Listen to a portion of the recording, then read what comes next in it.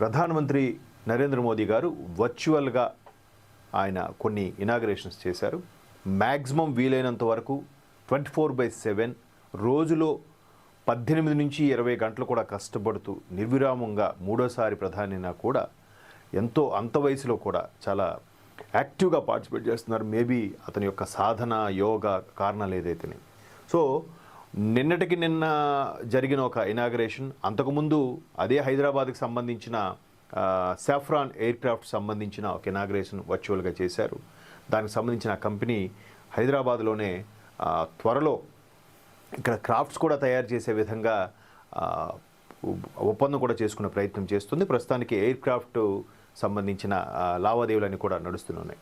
అయితే అలా ఇనాగరేషన్ జరిగిన తర్వాత నిన్న మరొకసారి ప్రధానమంత్రి మోదీ గారు నేషనల్ రీసెర్చ్ ఫౌండేషన్కి సంబంధించిన ఒక రాకెట్ ఇనాగరేషన్ కూడా వర్చువల్గా లాంచ్ చేశారు ఢిల్లీ నుంచి.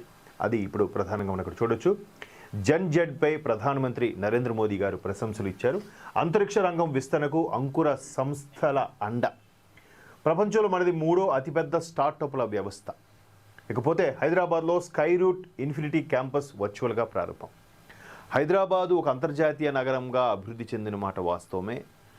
ఎప్పటి నుంచో ఉన్న ఒక వార్త ఏంటంటే హైదరాబాదు భారతదేశానికి 2వ రాజధానిగా ప్రకటించబోతున్నారనే వార్తలు చాలా వినిపిస్తున్న నేపథ్యంలో అలా కానప్పుడు తెలంగాణ సాధించుకున్న తర్వాత దాన్ని 2వ రాజధానిగా కాకుండా తెలంగాణ రాజధానిగానే ఉంచే ప్రయత్నంతో పాటు విశ్వనగరంగా అభివృద్ధి చెందే కార్యక్రమాలు తెలంగాణ వచ్చినప్పటి నుంచి కూడా అప్పటి ముఖ్యమంత్రి కానీ ప్రస్తుత ముఖ్యమంత్రి కానీ దాన్ని అభివృద్ధిని ముందుకు తీసుకెళ్లే ప్రయత్నం చేస్తున్నారు తప్ప ఎక్కడా కుంటుపడే వ్యవస్థని తీసుకురావట్లేదు.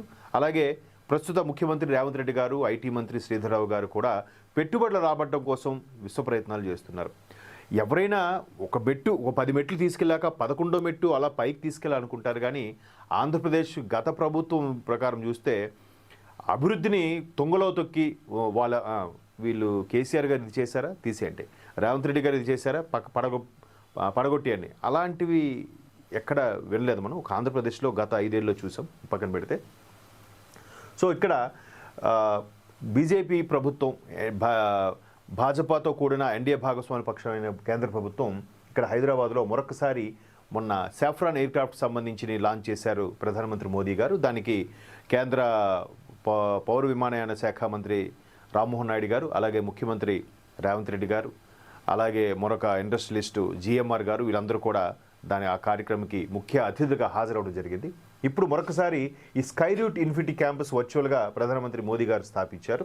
యాక్చువల్గా యువతను రీసెర్చ్ వైపు, శాస్త్ర ప్రయోగాల వైపు ముందుకు నడిపించే దిశగా ఒక అటల్ టింకరింగ్ ల్యాబ్ లాంటివి కొన్ని ప్రారంభించారు.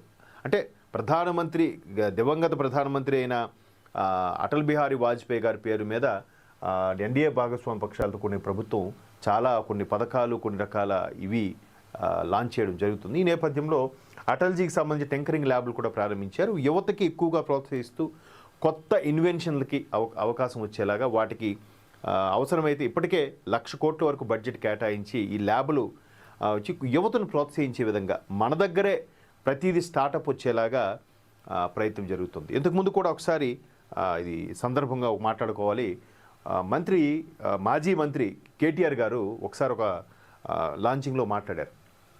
అంటే ఒక ఫేస్బుక్, ఒక గూగుల్ లేదా ఒక వాట్సప్ ఎవరో ఇనాగ్రేట్ చేసినవి, ఎవరో లాంచ్ చేసినవి మనం యూజ్ చేసుకోవడం కాదు. అలాంటివి మన దగ్గర ఎందుకు స్టార్ట్ అవ్వకూడదు, మన దగ్గర ఎందుకు స్టార్ట్ అవ్వకూడదు అనే ఒక థాట్ ప్రాసెస్లో అందరూ ఆలోచించాలి. యువతకు ఎంకరేజ్ చేసే విధంగా ఉండాలి. దానికి తగ్గట్టుగా ప్రభుత్వం కూడా రాయితీలు కల్పించాలి, వాళ్ళు ప్రోత్సహించాలనే స్టేట్మెంట్ ఇచ్చారు. అయితే బీజేపీ ప్రభుత్వం ఎప్పుడూ రాయితీలు కల్పిస్తూనే ఉంది. ఎందుకంటే ప్రధానమంత్రి మోదీ గారు ఇక్కడ అతిపెద్ద స్టార్టప్ల వ్యవస్థ అని ఎందుకన్నారంటే సరిగ్గా ఒక 7-8 ఏళ్ల కిందట ఒక స్టార్టప్ల కంపెనీలు ఎవరెవరైతే చేస్తున్నారో యంగ్ ఎంటర్ప్రెనర్స్కి సన్మానించే కార్యక్రమంలో, వాళ్ళకి అవార్డ్స్ ప్రజెంట్ చేసే కార్యక్రమంలో ప్రధానమంత్రి మోదీ గారు పాల్గొని ఓయో అనే ఒక స్టార్టప్ కంపెనీ పెట్టి దాన్ని కేవలం ఎక్కడ ఏ లాడ్జీలు కానీ ఏ హోటల్స్ కానీ లీజుకి తీసుకోకుండా కేవలం యాప్ ద్వారా భారతదేశంలో ఉన్న ఓయో రూమ్స్ అన్నీ కూడా అనుసంధానం చేసి